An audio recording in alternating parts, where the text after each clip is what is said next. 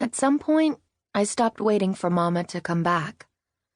It's hard to hold on to a 5-year-old dream, and even harder to remember people after 10 years. But I never stopped believing there had to be something better than Birch Park, something better than living with Gran. When I was 16, I thought maybe it was a boy named Ray Stevens. His father was a private detective and a hunting guide in the bush. His family had just built a new house on a lake where they parked their float plane, and in winter, they could snow machine all the way down Moose Creek from their back door. The Stevenses' whole house was made of fresh-cut cedar. All of Ray's clothes smelled like cedar, and it made me sneeze when I got close to him. But I got close anyway.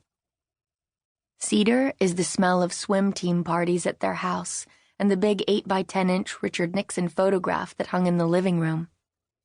Cedar is the smell of Republicans. It's the smell of sneaking from Ray's older sister's room. Anna also swam on my relay team. I befriended her out of necessity. And into Ray's room, where I crawled into his queen-sized bed facing the sliding glass doors that looked out on the lake. How many 16-year-old boys had a queen-sized bed? I'm guessing one, and it had sheets that smelled like cedar and Tide, and they held a boy with curly blonde hair, bleached from the swimming pool. He was the best diver in the state, and I was only on a dumb relay team, but he sought me out anyway. We could have drowned in our combined smells of chlorine and ignorance. Guess which part I was? He knew how to French kiss, which tasted like a forest of promises once I got used to it. Because I was Catholic and smelled stiff instead of wild, he promised not to do anything but touch me lightly, and only in certain places where the smell wouldn't give me away when I went back to my own house, which held nothing but the faint scent of mold in second-hand furniture, also known as guilt and sin. At the Stevenses', everything was fresh, like it had just been flown in from outside, and there were no rules. Their shag carpet was so thick that in the morning I followed my deep orange footprints back to Ray's sister's room and pretended I'd been there all night. I only joined the swim team because ballet hadn't worked out. Gran was sure that any kind of dancing was just a slippery slope that butted right up to the gates of vanity.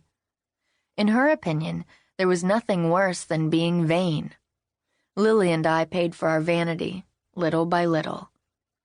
We paid by hiding good report cards, deflecting compliments, and staying out of sight. We paid in the confessional on Sundays. Forgive me, Father, for I have sinned. I smiled at myself in the mirror today. I did that, once. Felt so good about myself that I smiled into a mirror and twirled and danced as if I held the world in my 6-year-old hands. I was going to my first dance class in my fancy pink tutu, and my long blonde hair was all the way down to my butt. It really was so thick and long that it made this cool scritchy-scratchy noise across the mesh fabric of my tutu when I swung my head from side to side. It was the tutu Daddy had bought me outside. You couldn't get a tutu like this in Fairbanks, and I don't think Gran knew that it was special, or she never would have let me have something the other girls didn't. I was so excited, and as I came up to the studio, I remember another girl and her mom going inside, too. Alyce was wearing a black leotard and plain pink tights.